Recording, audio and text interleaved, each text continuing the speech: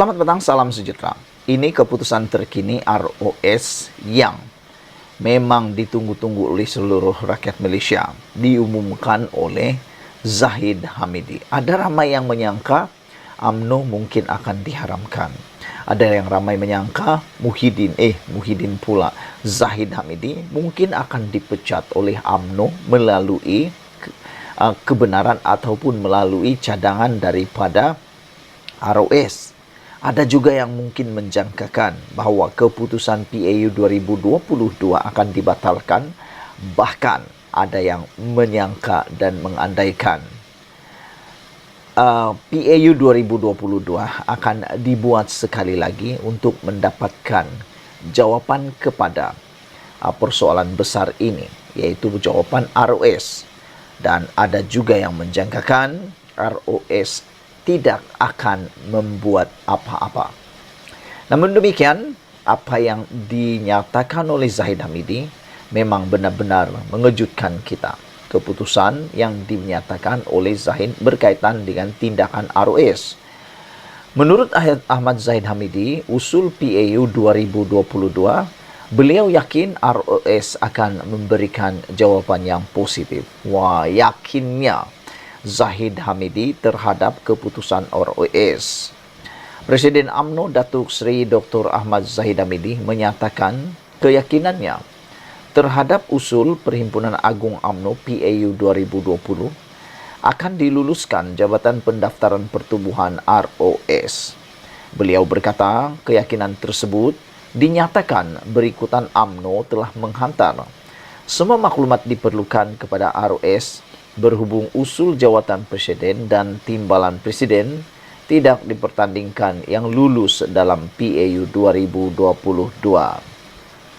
Kita mempunyai tempoh 60 hari untuk ROS respon kepada kita dan saya yakin peraturan mesyuarat UMNO telah diikuti sepenuhnya oleh pengerusi tetap UMNO. Saya yakin sebelum tempoh 60 hari, kita akan memperoleh jawapan yang positif daripada ROS, kata Zahid dalam sesi sidang media di Bilik Media Dewan Rakyat hari ini. Beliau yang menjawab isu berkenaan selepas diminta untuk mengumumkan perkembangan terkini, tempoh 60 hari diberikan ROS kepada UMNO. Saudara-saudara sekalian, memang ini satu keputusan yang kita tunggu-tunggu. Apakah yang mungkin akan berlaku selepas ini? Adakah ROS akan membiarkan keputusan yang telah diambil oleh PAU 2022 sebagai sah, ataupun ROS akan membatalkan keputusan itu?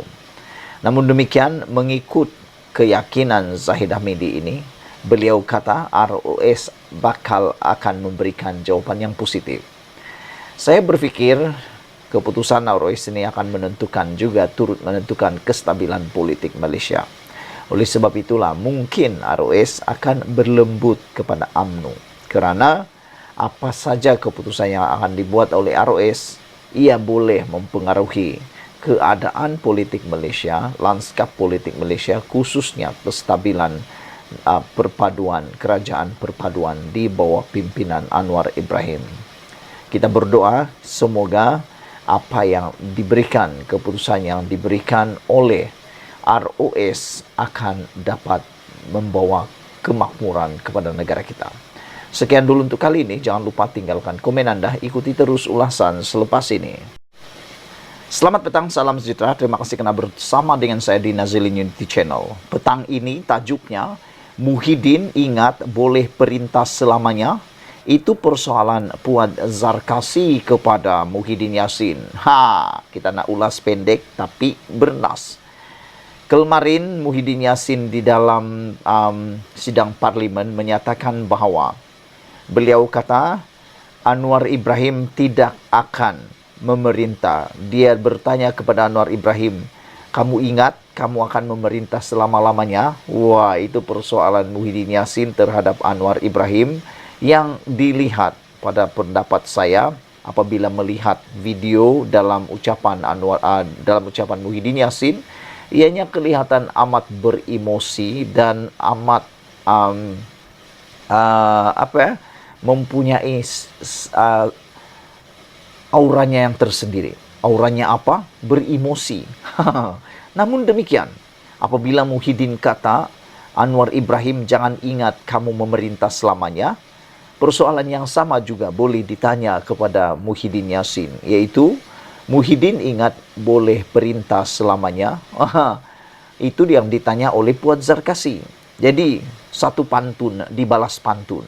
Muhyiddin kata, kamu ingat kamu boleh perintah selamanya kepada Anwar, dibalas pantunnya pula oleh Puan Zarkasi dengan jawaban yang sama, dengan soalan yang sama. Muhyiddin ingat boleh memerintah selamanya ke? Itu persoalan dia. Ahli Majlis Kerja Tertinggi UMNO, MKT UMNO, Datuk Dr. Muhammad Puan Zarkasi mengingatkan Tan Sri Muhyiddin Yassin mengenai pemerintahannya yang juga tidak akan kekal selamanya. Beliau berkata demikian selepas Presiden Bersatu itu menyatakan Perdana Menteri Datuk Seri Anwar Ibrahim tidak akan bertahan selamanya dan disifatkan sebagai kenyataan yang beremosi. Kenyataan Muhyiddin semasa berbahas di parlimen itu memang keras. Nada orang marah dan beremosi. Muhyiddin tunjuk berani walaupun bimbang dirinya mungkin didakwa. Kamu fikir kamu boleh bertahan selama-lamanya? Soal Muhyiddin. Dia marah kerana Anwar kerap bangkitkan kesalahan tata kelola keuangan pentadbiran Muhyiddin Yassin, kata Puan menerusi hantarannya di Facebook. Selain itu, Muhyiddin juga dikatakan pelupa. Berikutan sebelum ini, beliau cuba untuk bertahan, sehingga meminta darurat dan menggantung parlimen.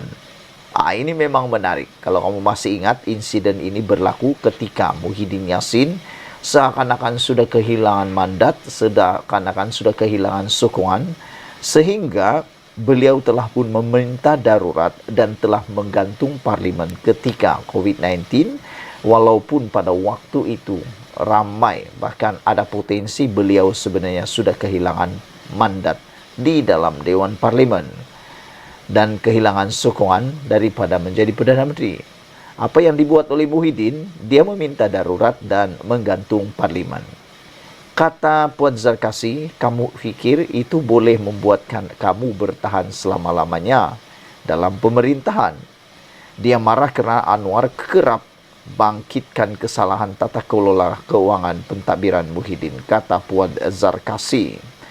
Puan berkata, tempoh darurat juga cuba untuk dilanjutkan, namun permintaan tersebut ditolak oleh Yang di-Pertuan Agong dan Majlis Raja-Raja.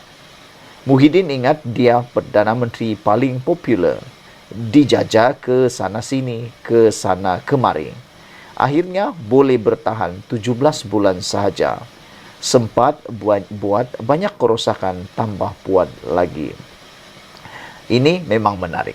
Apabila Muhyiddin memberikan pantun kepada Anwar Ibrahim, yaitu kamu ingat, kamu fikir, kamu boleh bertahan selama-lamanya, soal Muhyiddin kepada Anwar Ibrahim. Anwar Ibrahim tidak pernah menjawab persoalan ini, tetapi dijawab oleh Puan Zarkasi melalui satu soalan pantun juga, yaitu Muhyiddin ingat boleh perintah selamanya.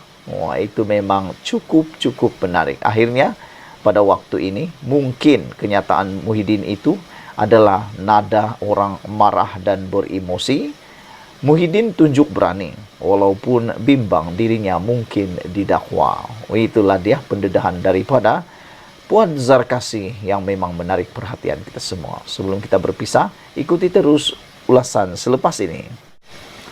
Selamat petang, salam sejahtera. Terima kasih kerana bersama dengan saya di Nazilin Unity Channel. Isu yang paling hangat pada petang ini ialah dalam seminggu atau 2 minggu lagi, Bersatu akan didakwa oleh SPRM. Itu persoalan besar yang akan kita jawab pada petang ini.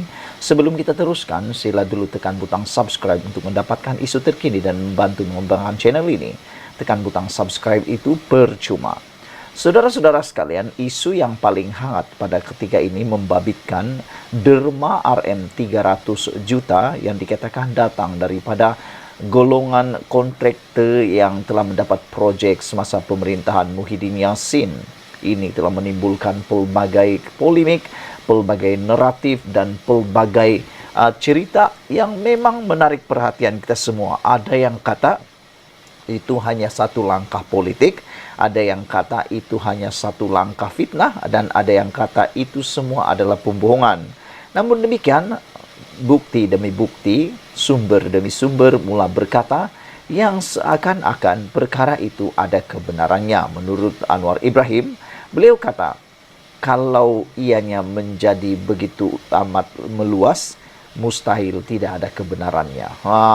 Saudara-saudara, daripada utusan Malaysia, dituduh atau tidak akan ada diketahui dalam 2 minggu lagi.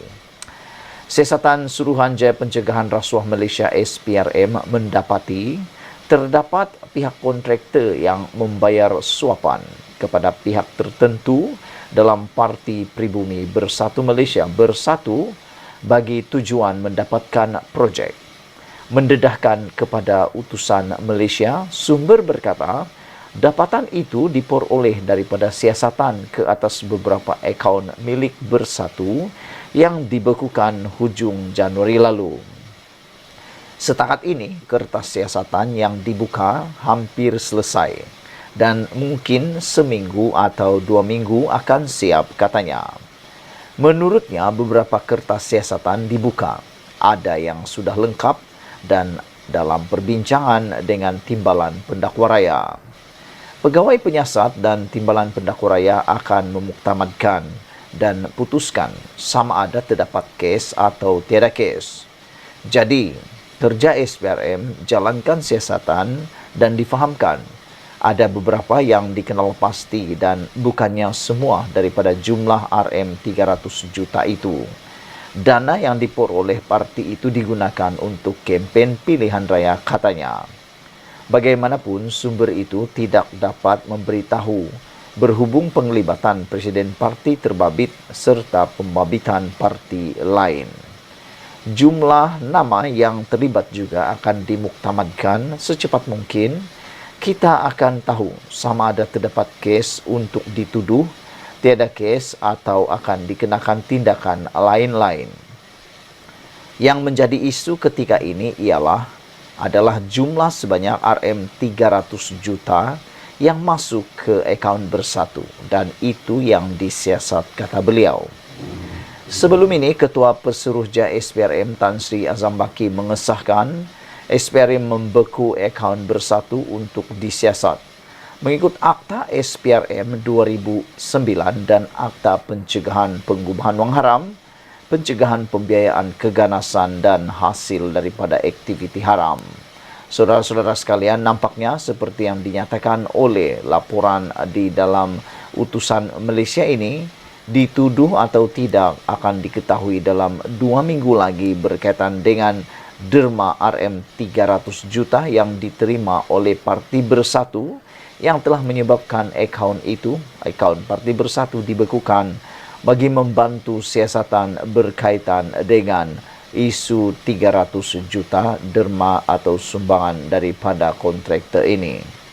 Bagaimanapun, sumber tidak dapat memberitahu penglibatan Presiden Parti terbabit iaitu Muhyiddin Yassin serta pembabitan parti lain dalam isu sumbangan 300 juta ini.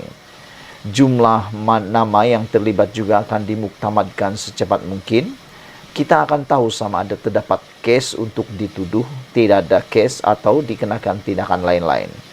Yang menjadi isu ketika ini adalah jumlah sebanyak RM300 juta yang dimasukkan ke akaun Bersatu dan itu sedang disiasat, kata sumber berkaitan.